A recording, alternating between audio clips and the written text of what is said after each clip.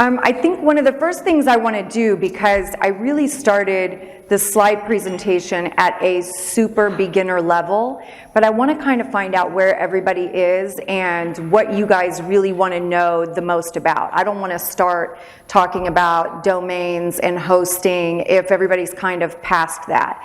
Also, I love to be really interactive. I think it helps keep us on track as far as me speaking to what you guys do want to know instead of me rambling on endlessly about a bunch of stuff that you don't care about or is remedial. So please ask questions. I love to do Q&A. So how many people actually have a website already and you know the basics? So quite a few.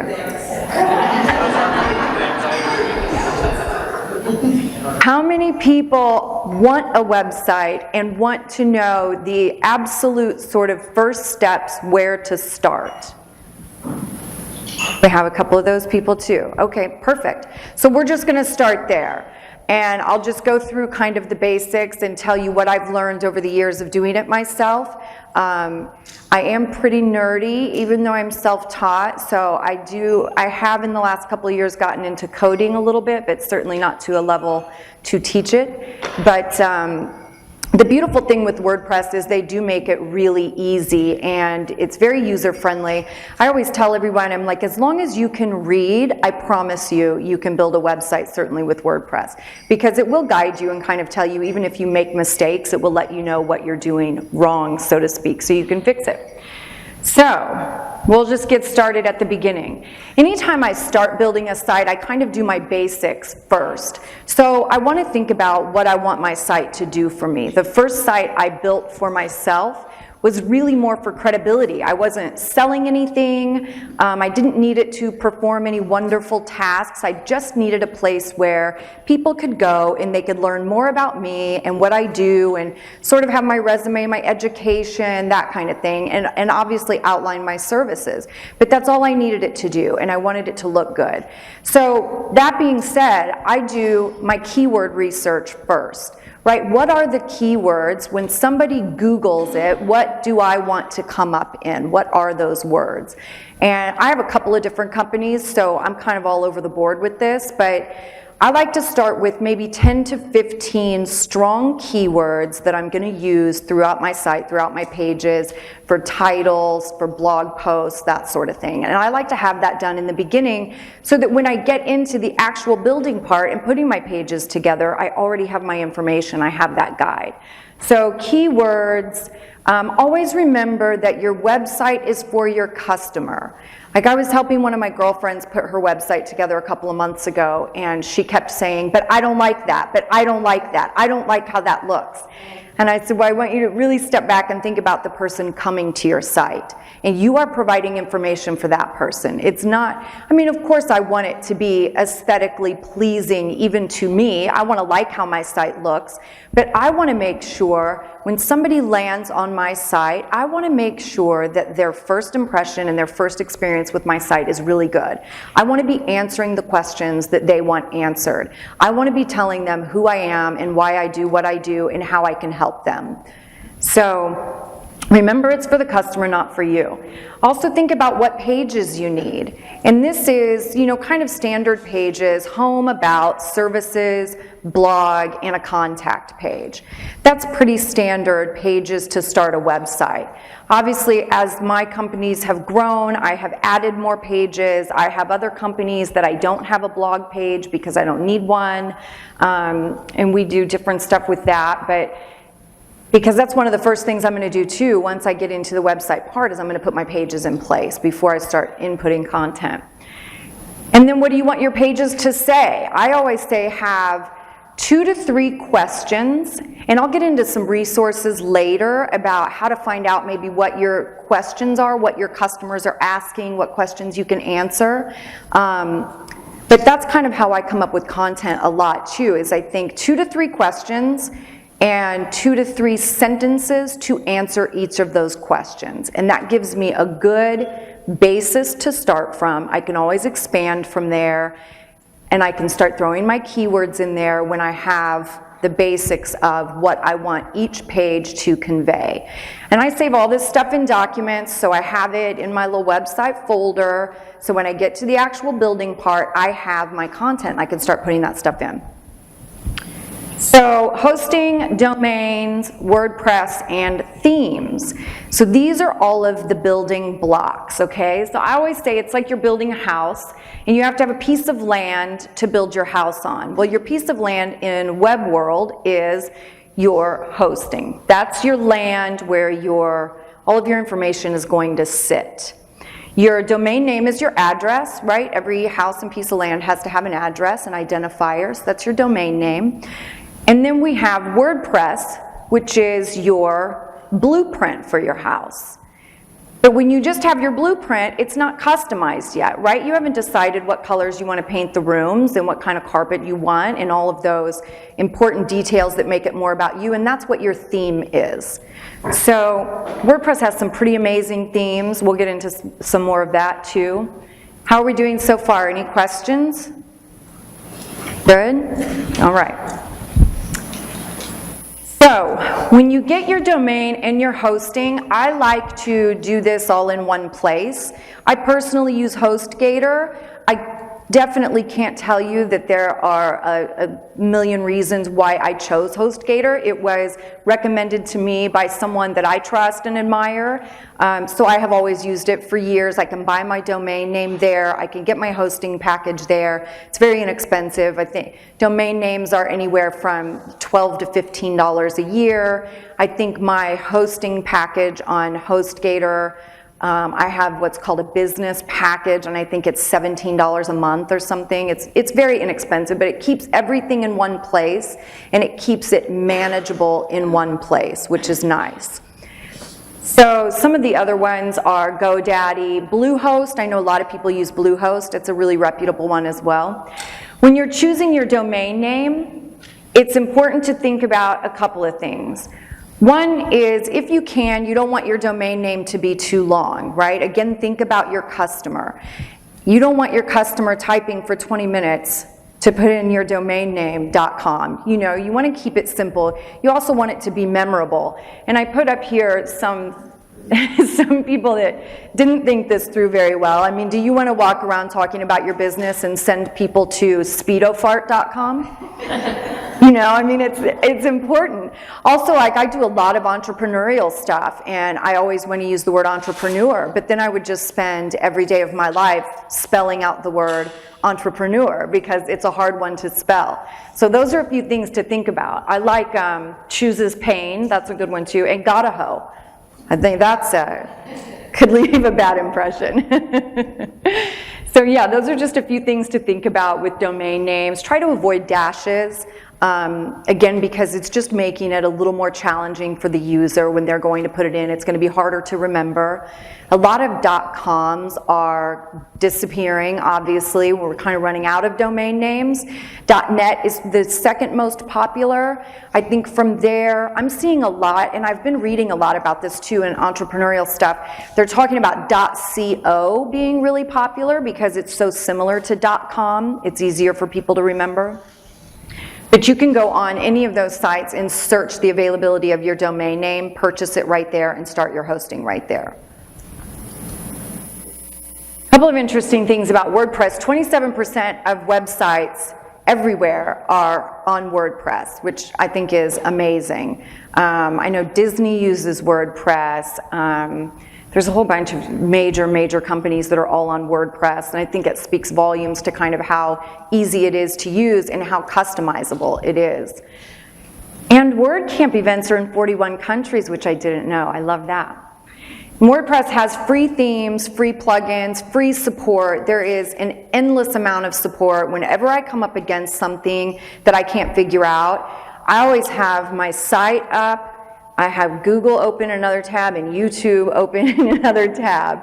And it is amazing. I can type in the most basic WordPress question in Google and the results are endless. There's tons of support forums, even that are specific to your themes too, whatever theme you choose. So this is your WordPress dashboard. This is where you kind of control your site. So once you get your domain name, you get your hosting package. Most places will have a one-click install for WordPress. It's done in a matter of minutes. You go through your settings, put in your email and a password and that sort of thing, and then you land here. So your dashboard is where you kind of control everything that's going on. Posts for blog posts, media is all your video, audio, images, pages, self-explanatory. Comments are when people leave comments on your pages or blogs. Appearance, when you highlight appearance, this is the drop-down menu, and this is where you find your themes. The ones that you see here, obviously this is just part of the page, but these are the free theme options. So free themes, you can do some really great work with free themes. I would never tell you that you can't make a great, really nice site with a free theme. I just did one for my girlfriend the other day. I put it together in a couple of days using a free theme and their demo content, and it looks amazing, literally out of the box. It was so easy. You do want to look around at different ones, and I'm going to get into that demo content a little bit more too so you can understand that better. But choosing your theme is one of the most important things. When you get into premium themes, you have more options, obviously, to customize them. Premium themes I've seen as inexpensive as maybe $30 and as expensive as $100. They're not super costly. A lot of the premium themes will give you more options also with demo content. So what happens is you'll go on and start looking at themes, and what you see is a theme where they have really customized it and made it look amazing. So you hit download or activate, right? Install and activate, and what pops up on your screen doesn't look anything like what the demo was, because the demo has been fully customized by a really good professional. So what's happening now is they are allowing you, many themes are allowing you to download the demo content. So exactly how you see it all set up, you can go in and download that. So all those pieces are already in place. So far, so good? All right. So this is the free theme that I used the other day. This is what the demo looks like. Obviously, this is just a snippet of the front page. This is what the demo looked like. This is the one I used the other day to help my girlfriend put her site together in California. It's called Bulk. And it says Elementor and WooCommerce. Those are plugins that are required. So when you download the theme and you download their demo content, so it will look like this instead of kind of a blank canvas, it will tell you what plugins are required to run that demo content as they have it looking. So for this one, it's Elementor and WooCommerce. The things you want to look at when you're choosing themes is look at menu placement, right? For this one, and you can change some of that in your dashboard in WordPress too, but this one has the menu at the top corner. It has your logo over here. It has this full page above the fold image. Those are the things that you're kind of looking at when you want a theme. And you can see in this is another theme style, right? Where the banner photo would be smaller, and these are like feature boxes. So those are the details you want to see, just what you like. And again, having that forethought from the beginning in what do you want your website to do and what do you want your pages to convey. Once my theme is in place, the next thing I do is I go into my dashboard and go to pages and I create my pages. Just like we talked about in the beginning, you know kind of what your basic pages are. So I will go ahead and create those. And it's simple pages, add new. You'll put in the title of your page. I usually will copy in the body text. I will copy and paste some fake text or just some blurb of some sort so that when I go look at the site, I can see where and how everything pops up. I can see what color the font is. I can see how big it is. I can just see how it looks, right? And then I start to have a guide when I want to change something. I know exactly where it is and what it looks like, so I know where to go. That's the next thing I do is create the pages and then add the plugins. Again, when you download that demo content, if you choose to go that way, it will tell you what plugins are required, and that information will be right there, and it will be in the plugins page from your dashboard. So it will tell you everything you need to do kind of step by step. Essential plugins. These are plugins that I think are super important for every page, every site, no matter what you're doing.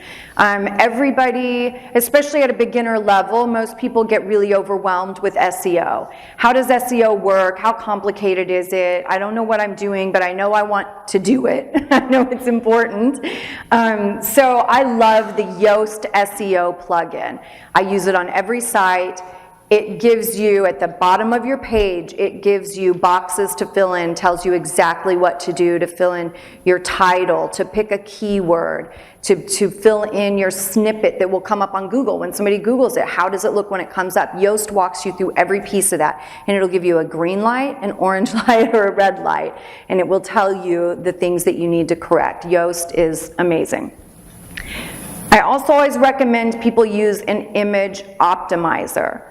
So when you're putting your site together, you want to use really rich, beautiful imagery, right? And there are, again, we'll do resources later, but there are websites you can go to and get free stock images. You don't want to just Google and grab random photos because people frown upon that. So we want to use free stock photos, but really nice photos, and usually those file sizes are really big. So what happens when people try to go on your site is trying to bring up all of these images, and it can slow down your load time on your pages.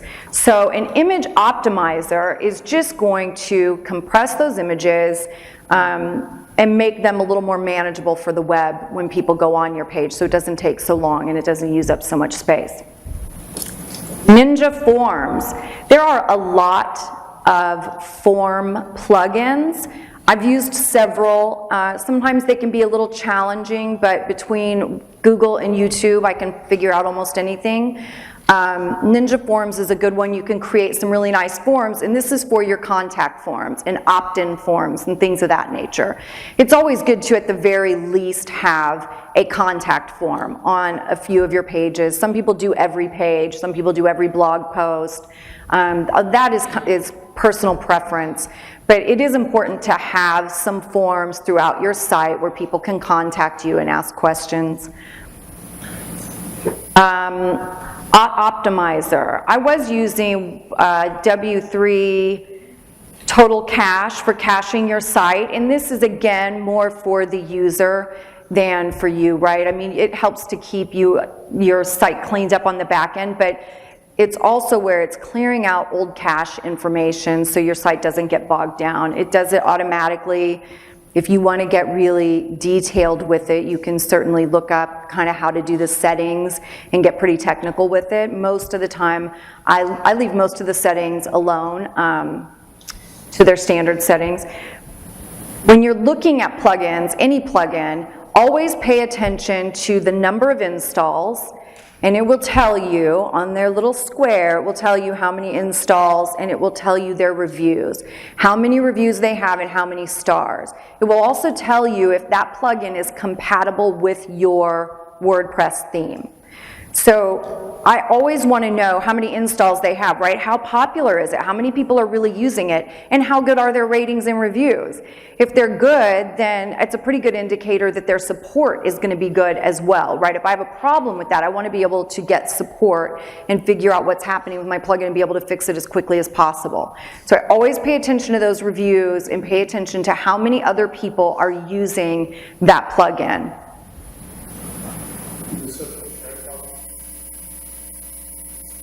Social share. So these plugins get really fun because they will allow you to customize a little more your buttons for social share. So your Twitter, Pinterest, Facebook, whatever social media you have.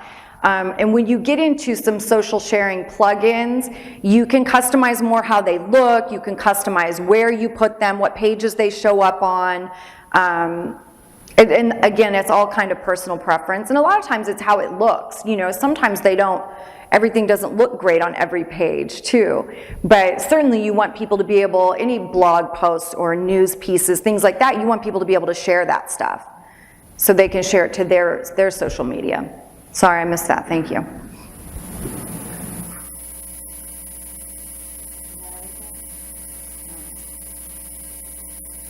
The next thing I would do is my menu. You want to put your pages in order, how you want them to appear on your front page, and as people go through the different pages of your site.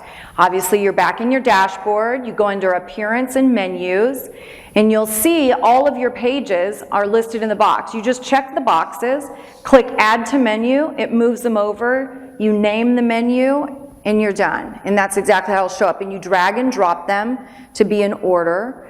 You scoot them over a little bit to the right to create a drop down. So it's very self-explanatory. It's very simple. Takes a few minutes, but yeah. Also, you have this custom links button down here, so you can make a page with a custom link as well, so that you can link to it from other places. Your media library. Usually for me, I like to collect all, or a lot of, maybe not all, but a lot of my images and stuff I like to get at the very beginning, because I kind of like to have all my pieces together. So again, when I get in and start actually building the site, I'm just plugging in information. I've already got all that stuff together. So I use a site primarily called pixabay.com. They do free stock images. They have a ton of stuff available on there. It's kind of crazy how many photographs are on there. But I find really great images on there. Yes, ma'am? Pixabay? Pixabay, Pixabay.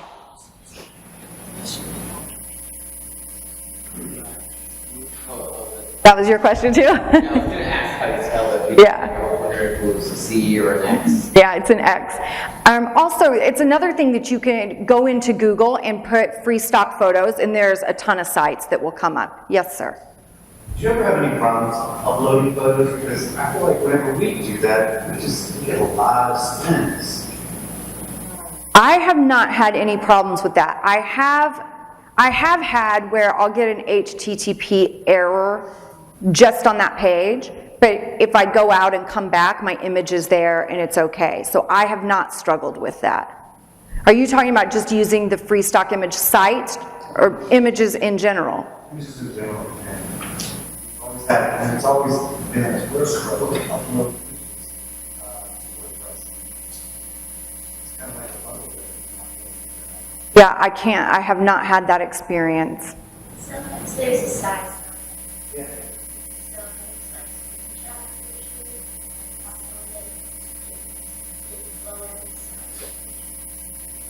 And I always have an image optimizer plugin installed, so as soon as I throw an image into my media library, it is automatically optimizing it. I have, to make it easier and faster, I have done resizing photos. It's another thing. Go to Google, free photo resize. A million sites will come up. You upload your picture. I always put 50% smaller. It does it in a matter of seconds. It's really simple. Do you recommend using with watermarks or without watermarks? Without. Because if they have watermarks, you don't have permission to use them. You can find that. Yeah. It's really easy to get out watermarks. Yes, but you're not supposed to do that. No, definitely without. And I used to think too, like, I would just Google photos and throw them on my website, right? First of all, they were usually not great quality anyway, but I would think, well, it's just my little website. Like, nobody's going to see it. Nobody's going to know. But it's just better to do it right from the beginning. Like, I would rather just have the permissions and have the better photos too, especially if it's free. The screenshots so many times, it's so blurry. Yes. Yes. What size? So I will look at whatever the theme, whatever box I'm putting a photo in, I will see what size that is. Or if I'm doing feature boxes and I want them to all be the same, then I'll figure out what those dimensions are and make them all the same.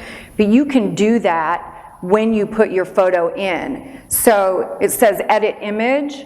You can do all kinds of things with edit image. You can crop, you can rotate, pretty basic things, but you can also change the dimensions of those photos in there. This is another reason I say have your keywords and that kind of stuff figured out in the beginning, because when you start putting your pictures in, you want to give them titles that are your keywords as well. Because remember, Google can't see pictures. Google can only read text. So you want to make sure that you are naming your images so that Google knows what it is and what it's looking for and see how it fits in the realm of your website and who you are and what you're doing. And then you can link photos too, which can get kind of fun. I have a quick question. Yes, sir? With image optimizer, I understand that you wanted a smaller file size for the user, but oftentimes people like to click on the image to see it in more detail. So does that prevent them from doing that? No. And that might be different with each theme as well. If you can click on the image to make it larger, would probably be dependent on the theme, but certainly optimizing it will not stand in the way. File size, yeah. Yeah, because certainly if you blog on a weekly basis and you're adding images, I mean, over the span of time, your site's going to be pretty image heavy. There's going to be a lot going on, so you definitely want to have them where it's manageable, where because people won't stay. If I try to go on your site and it's not popping up pretty quickly, I'm going to leave and go to another site. So you don't want your page load times to be low. You want them to be fast.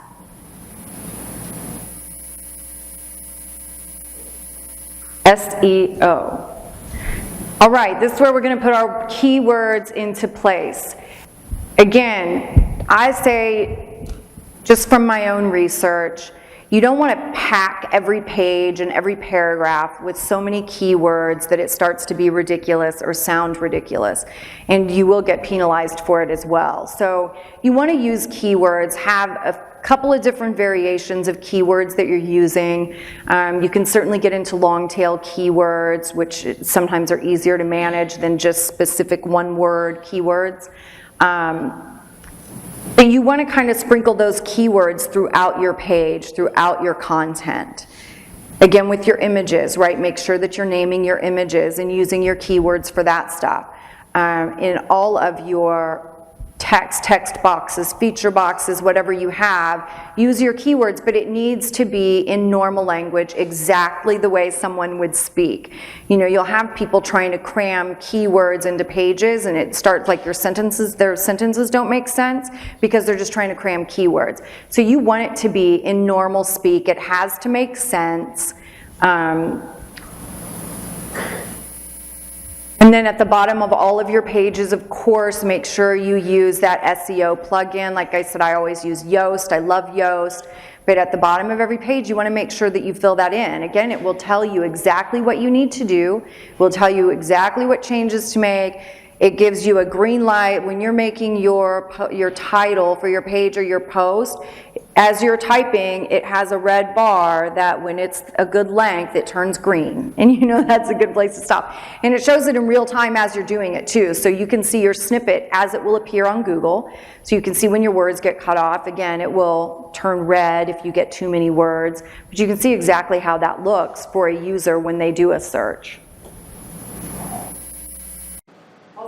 If you are location specific, you want to make sure that your location is a part of your keyword strategy too.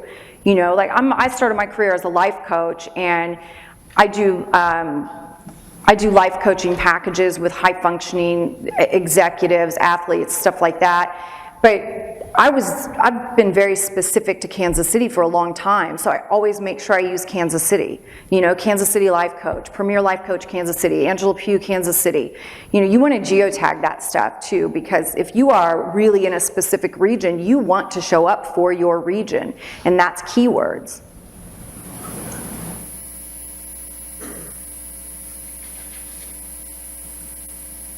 Resources. Again, do not get overwhelmed. Like I swear this is building a website is much easier at a beginner stage. You can elaborate on things and get better as you go. But to get started is just not as intimidating, I think, as most people feel it is, especially with how well the themes are, what they have available, how user-friendly they are, how much you can customize them. It really is a very simple process, as long as you don't get intimidated and overwhelmed. And you have Google and YouTube. I feel like with Google and YouTube, I can do almost anything, because there's a video for it. I even tried to tell the airline I could fly the plane. I said, just let me YouTube it for a minute. We'll get it done. That's me. So we are at questions. Any more questions? Yes, ma'am. All right, I hate to speak this, but this is it. So we have a website already that someone else, professional did, but we want to change it. So Sure. when I pick one of these themes, what happens to all my information that's already on? Does it get transformed into the new theme? It will migrate. However, you will definitely have to make some corrections. It's not going to migrate perfectly. Okay, Right. so I'm not going to lose it. Well, I would say back it up. Okay. And there are plugins for that too. And when you need plugins, there's a plugin for almost everything. Like we always say, there's an app for that. There's a plugin for that too. And when you go into your dashboard to plugins, add new, there's a search bar. And you just search whatever plugin you need. Again, make sure you look at the reviews and the number of installs. But yeah, there's a plugin for almost everything. So I would back everything up. You don't want to lose your data. I would probably even recommend talking to one of the more experienced people that will be here over the next couple of days and asking them a really good way to do that, because you don't want to lose your data for sure. But when you do a new theme, a lot of that stuff will migrate. You will have to make corrections.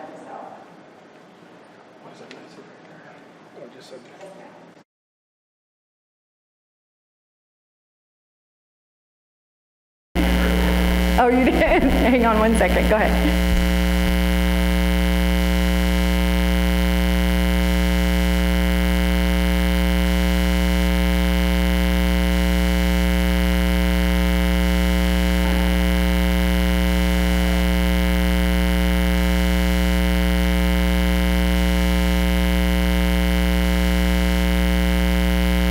But for one firm, one entity, I would say, I would still say one site, but again, I would encourage you to find one of the lovely people that would probably be able to answer that better for you, because I don't want to steer you wrong, and that probably is above my pay grade there.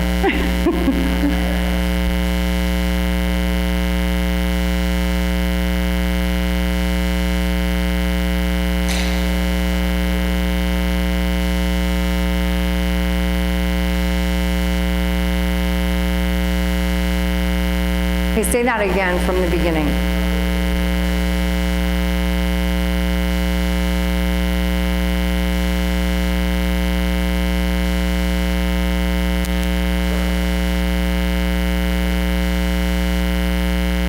A page builder?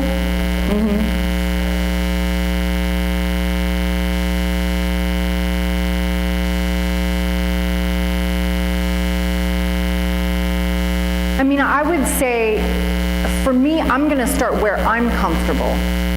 So I'm going to start with what I feel like I can navigate effectively and figure out effectively, which is why I always started with themes and page builders, because it is so self-explanatory, and I feel like I can get through that really easily. Again, especially with Google and YouTube, you can figure it out pretty easily. Okay, now you go.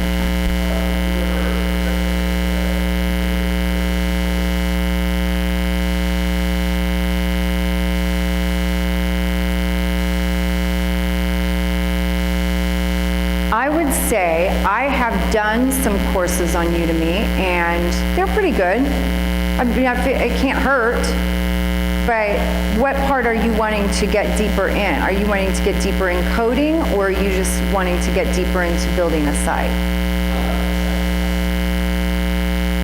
Yeah, I think Udemy has great courses, especially affordable. Yes, ma'am.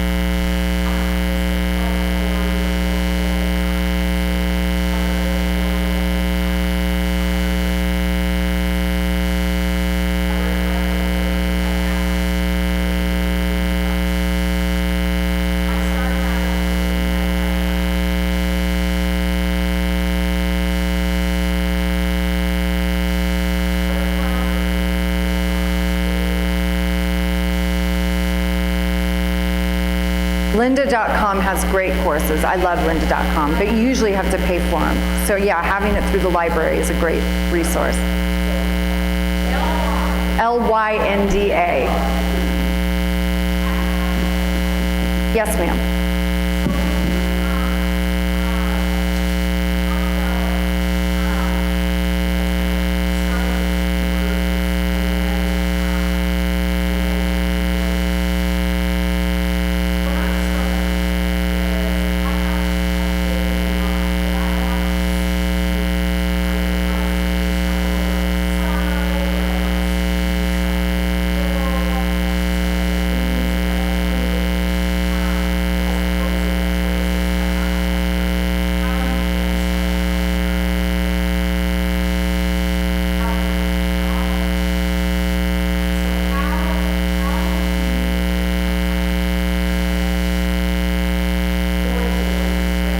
Right.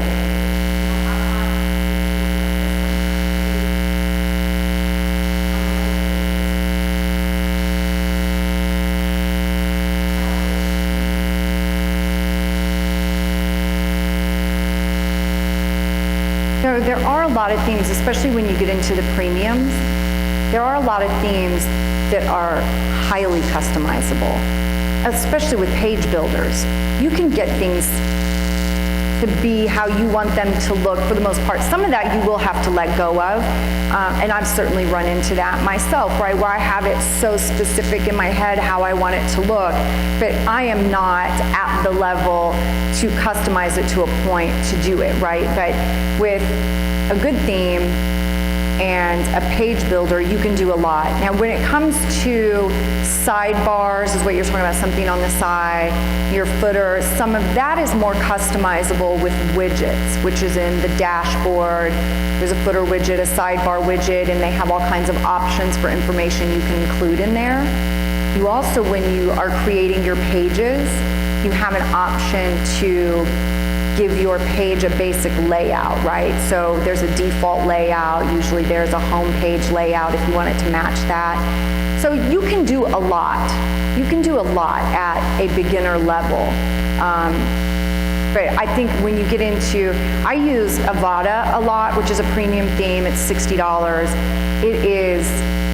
It's crazy how many options you have and things that you can do. And again, it depends on how much time you want to spend on it.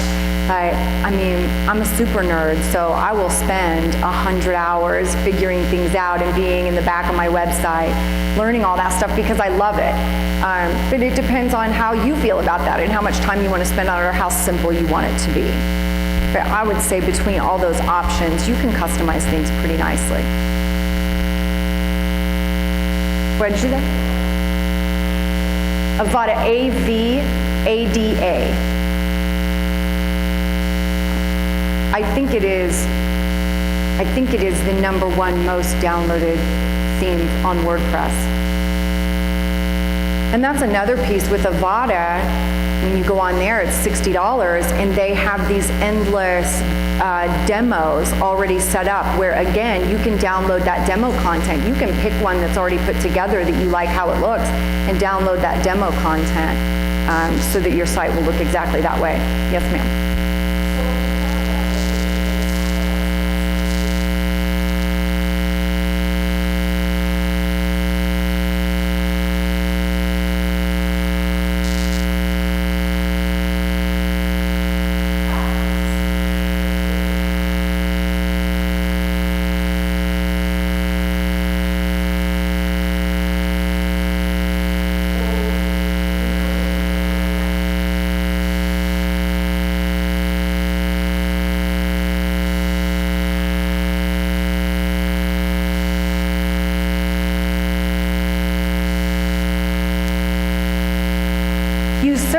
Can. I would not have all of those pages like available in the menu, you know, but I definitely have pages where my keywords and my content are very, very specific and targeted, and maybe you link to them from another page. You know, maybe there's a click here for this on a blog and it links to that page, but I wouldn't have all those available in the menu.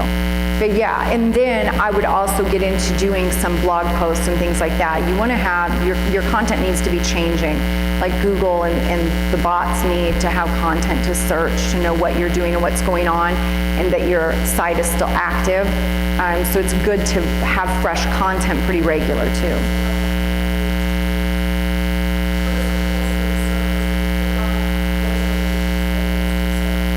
Yes.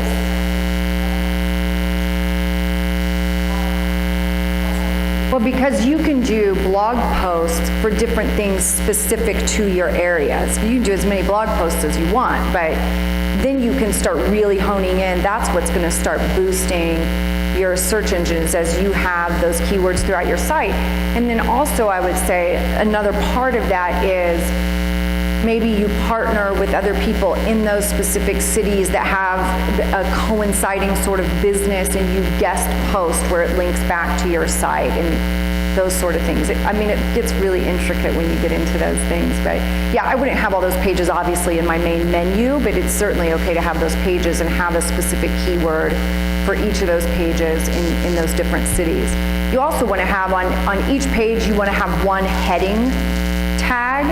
So your major header, you want to have your keyword for that page into, and you should only have one heading tag. You can have as many H2s, H3s, whatever as you want, but yes, ma'am.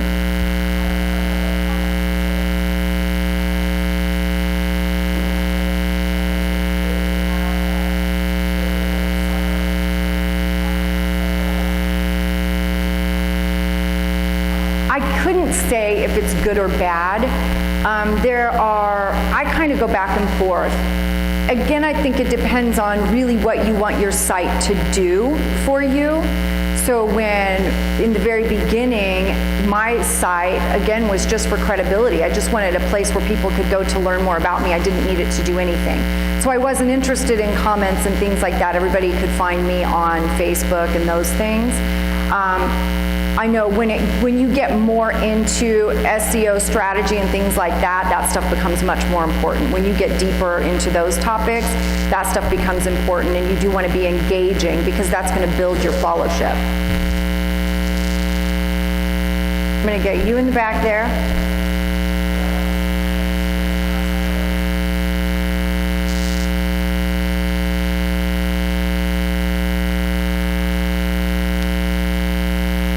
I have a lot of resources. So I think it's really good to answer questions for your customers, like who's going to be landing on your site and what questions can you answer for them. So one of my favorite websites is called answerthepublic.com. And you go to Answer the Public and you put in a keyword, and it literally will give you this crazy amount of information of all different questions surrounding that keyword. There's another good one called Soovel, which is SOOV like Victor, LE.com. I think most people are familiar with Quora. Quora is a good one to find questions. I love Neil Patel, is one of my favorite people to follow, and he has, hang on, I have a list of resources here.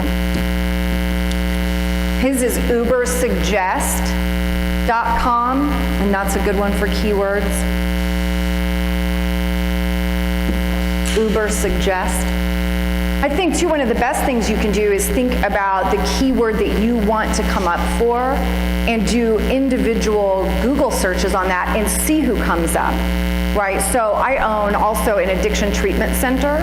So I might go in Google and put addiction treatment and see what other people come up and what keywords they're using, and I can start using those. Then I go to the bottom of the page at Google and I look at related searches, because to me it just makes sense. If it was important enough to Google to put it at the bottom of the page, it's probably important enough for me to pay attention to. And those are some more long tail keywords, just longer, more sentence form and stuff like that. So I utilize all that stuff. Yes, ma'am.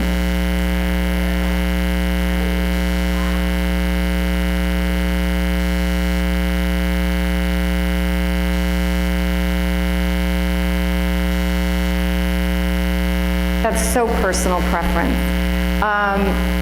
so for me, like how I got into all of this is in the very beginning of my career, I couldn't afford to have a website, right? So I worked really hard and scraped together my money, and I hired these guys to do my site, and they were fantastic. It was $4,500, and I thought I communicated really clearly, like what I wanted and what my expectations were, and the site they gave me, literally I cried. So that's when I just went home and I thought, well, I'm not going to use this thing that they gave me. So I just decided to figure it out on my own and figure out how to build it. Now, when it comes to my companies as they grow and scale, obviously I'm not going to be managing the website, you know what I mean? So at that point, once it becomes more intricate, I definitely want a professional person to do it. When it comes to, you know, member sites and member logins, when it comes to any buying, selling products on my website, like that is stuff that I am not equipped to do well and protect the people that are interacting with me. I would definitely go professional at that point. Yes, ma'am.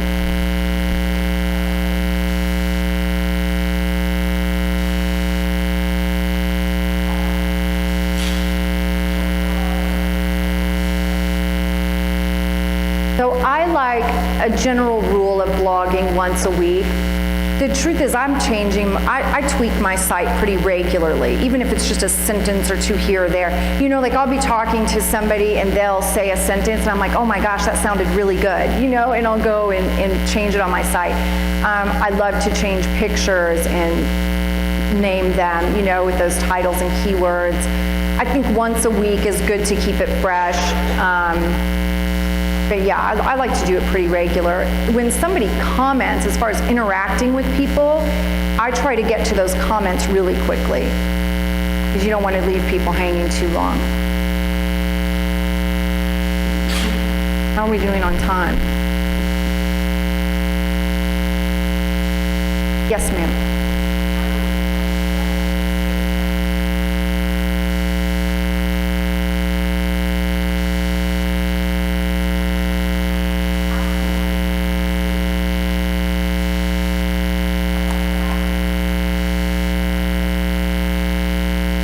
Well, I don't know.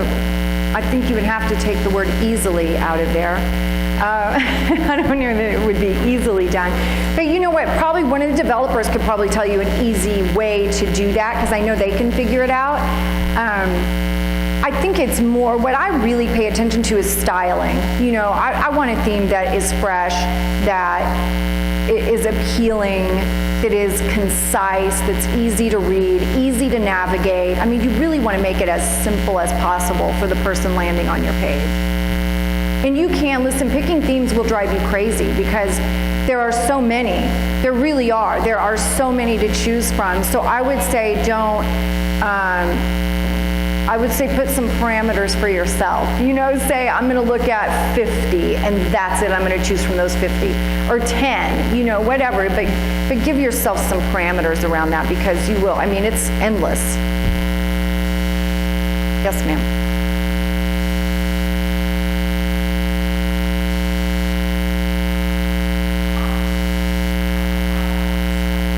I'm sure you could find a lot of information about that, but it is going to be, it is a lot personal preference again. I think whatever is most user-friendly. I like to have my contact information at the very top. I like to have my menu below my banner image. You know, so it is, I don't know that that gets me any more people signing up or staying on my page or coming back, but I like to have my contact information and my social media stuff at the very top of my page. Okay, I think that was the last question. I will be around both days, and I'm going to be in the Community Support Lounge as well tomorrow at 10 a.m., I think. So I'm always happy to help out and answer questions. Thank you very much, everybody.